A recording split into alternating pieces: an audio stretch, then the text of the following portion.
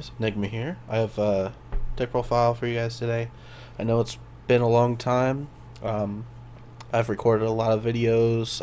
They just never got posted. The deck lists would change on the weekly. Job stuff made it hard for me to go to the tournaments, and now I have a job where I can be at tournaments easier. I have a few decks I would like to make deck profiles on. This one I just went second place. I've been playing it for a few weeks. Finally got a mat. I never got first with it, but that's just I was learning the deck. But testing it, so far it's been really good. Kind of considering going into an unchained version of the Live Twin deck. So I would like to make a deck profile before I do that, just to see what the differences are. So I have at least gotten top 8, probably. I'd say at least 8 to 10 times with this deck, and I have gotten to probably second place and third place, relatively like maybe 5 times. Today I went second place with this deck at the first tournament, and I didn't actually win the mat. I traded it someone who got third from the raffle, but finally able to get one, which was nice. And I've gotten all these. I think I have multiple of some of these, but it was nice to be able to pick up the deck and really learn it. I've also built, in the time that you've last seen, is Speedroids and Phantom Knights. I don't have the Brave engine, but if you want to see those decks, just comment down below. I am making a few more decks, but that will come in time. So let's get on with this video. The only deck that I lost to today was Fluwanderese. He's a really good Fluwander player, and basically he drew Shifter every game. Shifter just kills this deck. I'll show you what I do to help prevent that, but I didn't see my answers today, unfortunately. So let's get into the deck profile and kind of explain why I play it the way I do.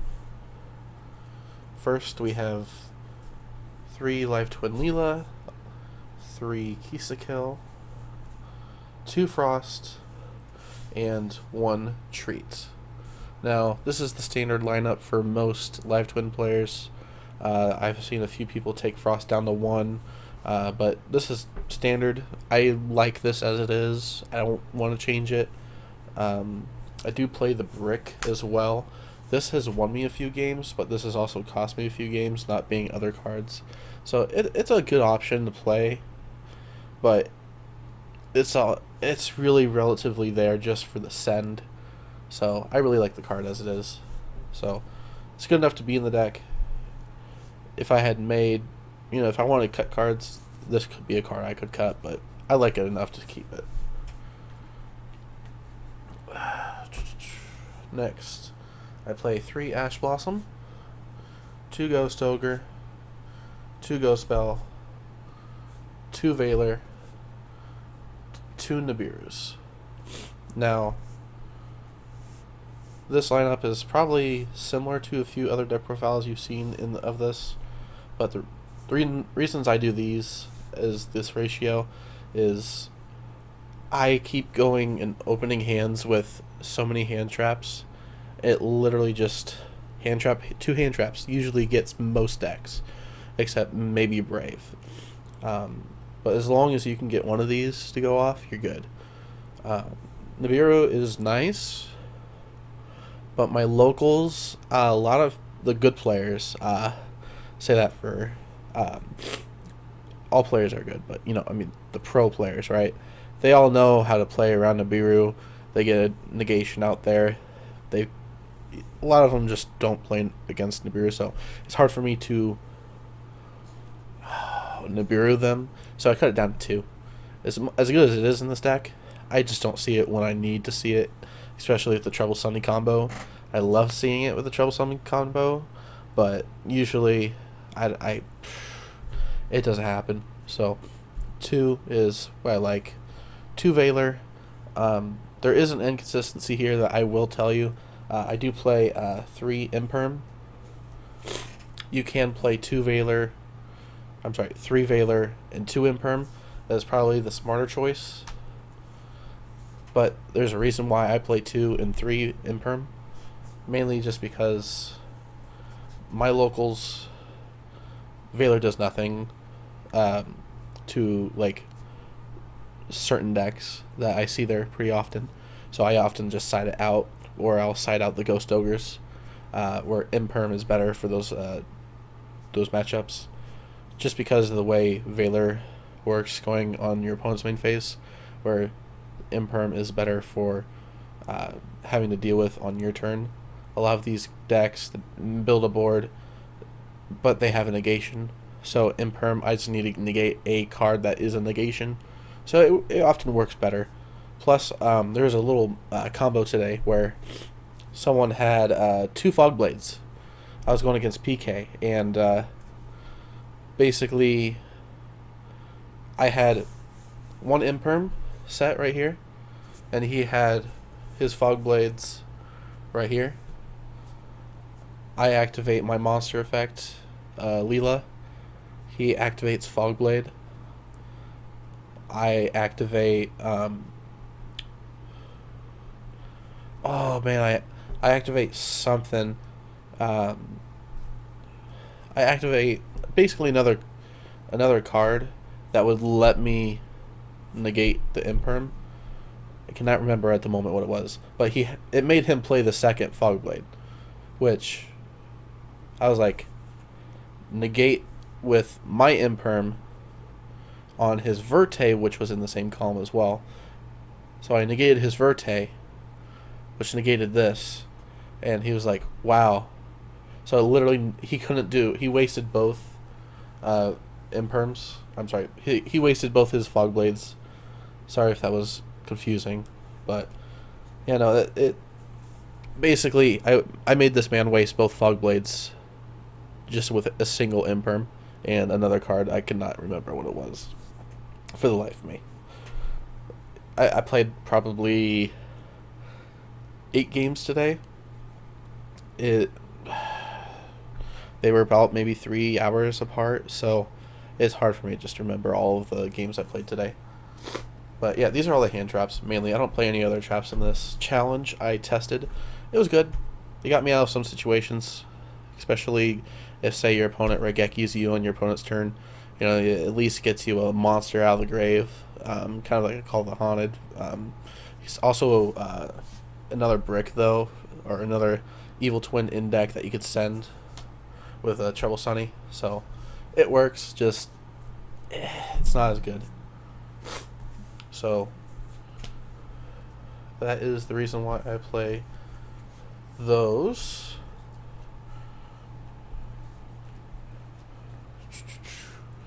And next,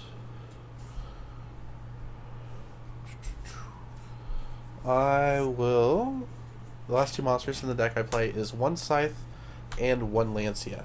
Now, I know what you're saying. Why are you playing 1 Lancia?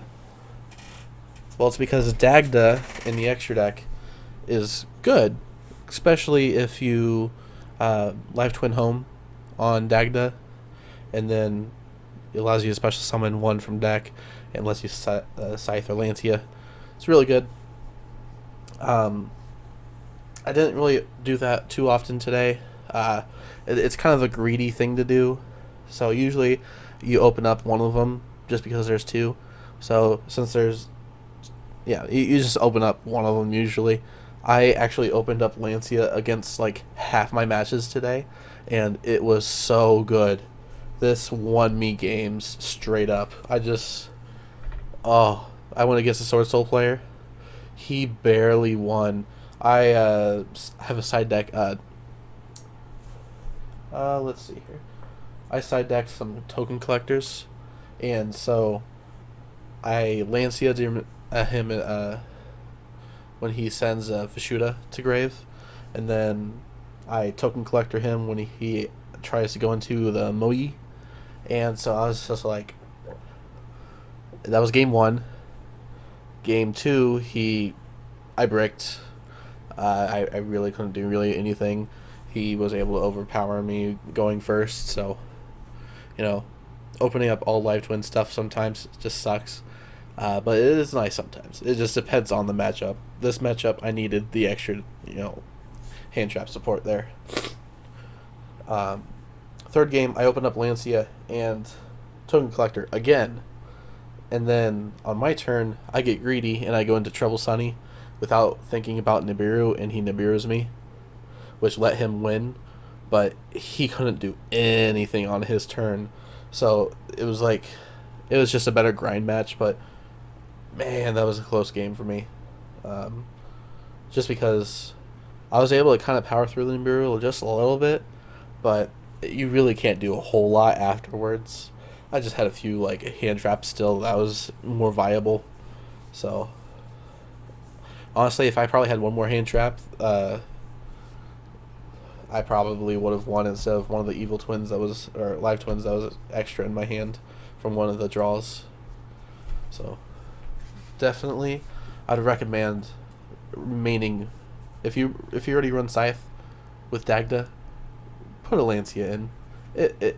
It's so worth it. You can side it out if you want to.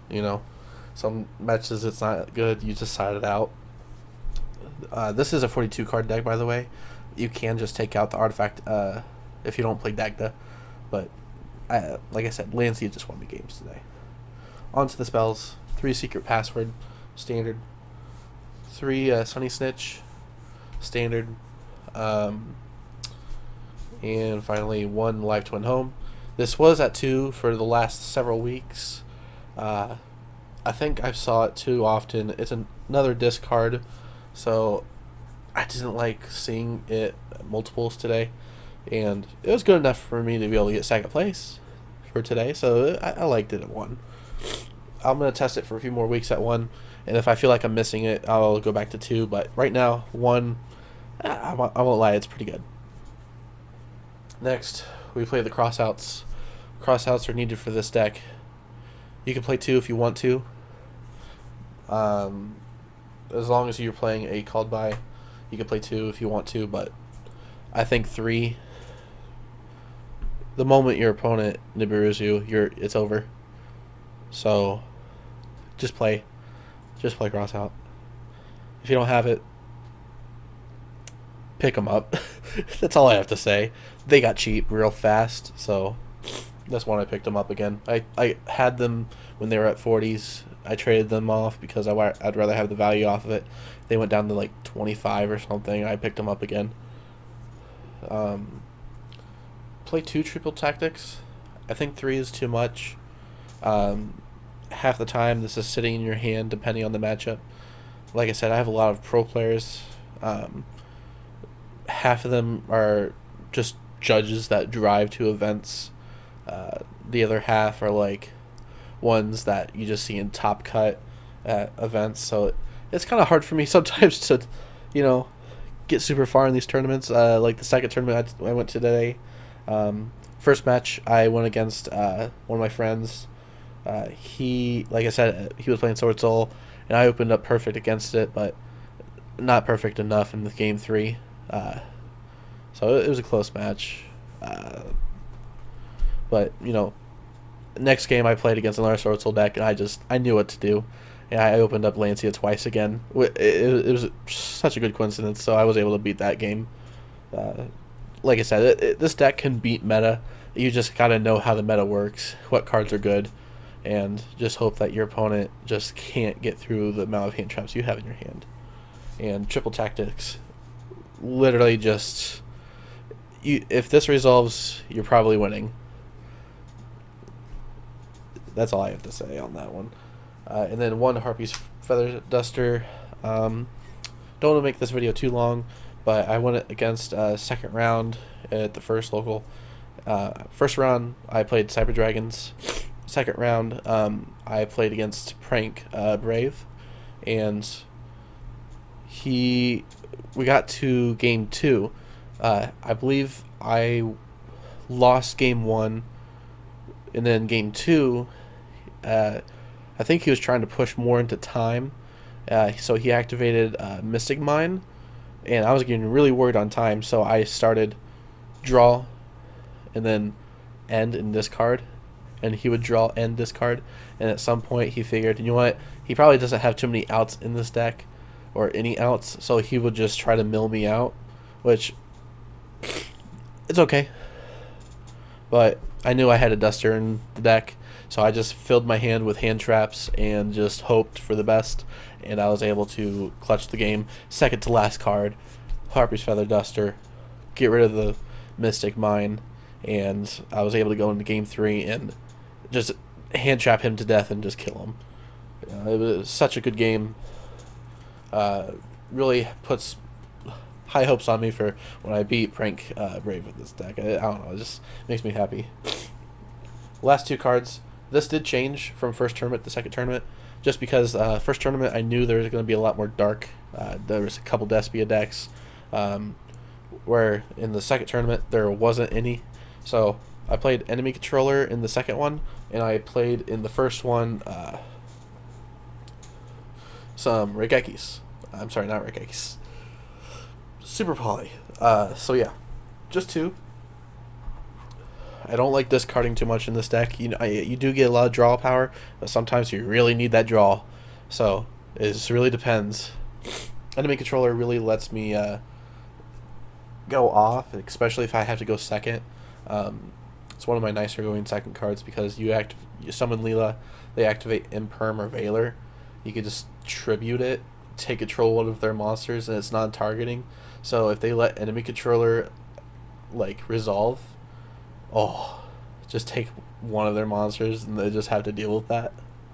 So it's wonderful. Super Poly, I just main the Super Poly targets, so I'll show you those here in the extra deck. So yeah, that is the main deck profile. Like I said, I don't want to make this video too long. I did talk a few minutes there in the beginning, so let's kind of wrap this up real quick here. I'll show you the extra in the side. So 3 Kill, 3 Leela. You can cut this down to 2. Anytime I go into any grind match, I've actually used 3 Leela and 2 Kill, just based on wanting to get some extra draws in, or just it really depends on what my opponent stops. A lot of my opponents don't know exactly what to hit in this deck, so they'll often hit the first link, so I'll often go into the second link more often. I also have to play against people who have the true King, the Earth one, and he'll start trying to get rid of some cards in my extra deck, so and banish them face down, right? So I'm just like, yeah, no, I don't like that. So I'm maxed out on those 3. Like I said, you could put them down to 2. I just happen to like it at 3 for my locals. 3 Trouble Sunny. I honestly wish there was maybe a 4th one, maybe even a 5th one. Let's get this deck a link 1, and this will be top this will be top deck. Maybe a link 3 would be cool as well. That would help push for game. That way we don't have to play stuff like Transcode Talker to push for game. There's been times where I can go into it, but since I already activated one of their effects, I can't go into it. So it's like I have the monsters enough to summon it, but I'm locked out of it. So let's hype this deck up enough with Konami to get them a link 3 that can help them push for game, right? And like I said, I do play with 1 Dagda. Just start off your combo with Leela, go into Kill, go into Dagda, activate home. I know people are going to say, you can't do that, it has to be already on the field to activate. It is on the judges' website as well that they have a ruling for that, so look that up if you have any issues with that. Talk to your head judge as well. I know my head judge, he is on the side of you can't do that, but the ruling is there, like I said, so it really is up to the head judge at that point. It's weird, so you can play Artifact Dagda. If not, it's whatever. So next, one Nightmare Unicorn, and one Abomination.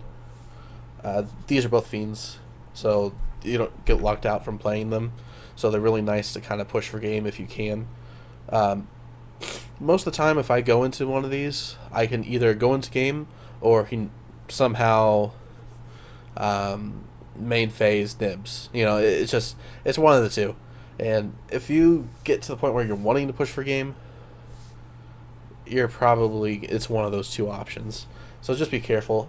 But these are really good cards. I don't think I need to play Phoenix just because I don't see much back row decks. I see, like I said, I'm going against a lot more pro players. So a lot of them play stuff like, Prank Brave or some of the Despia builds that people have been playing. So, yeah. And that's why I actually do play one Starving Venom and one of the Predaplant.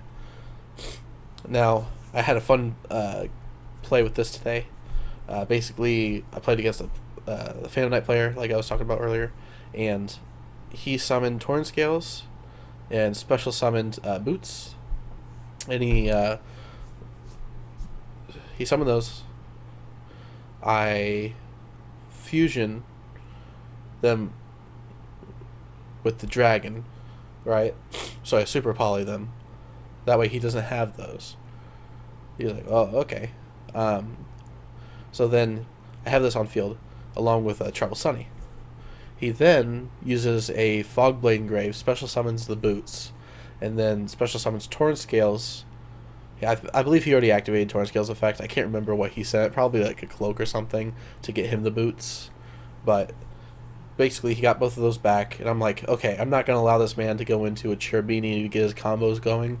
So I activated Trouble Sunny effect to tribute itself, go into these two, Chain Link 1, Chain Link 2, get a draw, pop a card, and he's like, okay, cool. I pop this, and then when this is destroyed, let's see here. If this future summon card is destroyed, you can destroy all special summon monsters your opponent controls. He had a Griffin Rider without a token, and 2 Phantom Knights that get banished when they leave the field. So I was pretty happy with myself, and I was able to win game just on that. And I believe that was third game, so I felt a little dirty doing that. But that was me playing against Phantom Knights for once. It felt fun. I love the deck, but I started bricking with it. I did so many videos with it that never got put out just because a week later it would change. Within a week it changed. So it was brutal. I made 20 videos on the deck, and I couldn't put it out anymore. I got done. Nibiru token, and then like I said, 2 token collectors. I think 3 is probably a little unnecessary, but I did see it most of my Sword Soul games today, and I don't see it in my Prank Brave duel at all, except the third game, I think. That's how I was able to win against him. Next, I played 2 Droll and Lock. Saw it when I sided it. That's all I gotta say. I know a lot of people don't like playing 2-0s, and a lot of my hand traps are 2-0s. You just gotta accept at this point that you don't want to see every single hand trap, but you want to see certain ones. Playing 2 of each one, it really usually is the best option. I did play 3 Dark Ruler No More, 3 Regeki, and like I said, 2 Super Poly in the first match. You could probably main this, like I said, if you want, instead of the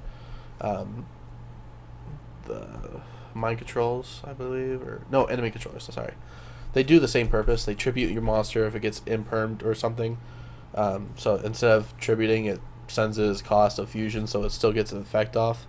So it's the same reason to play both. It's just this one has an extra deck option where the other one has a going second option of like taking control of a monster.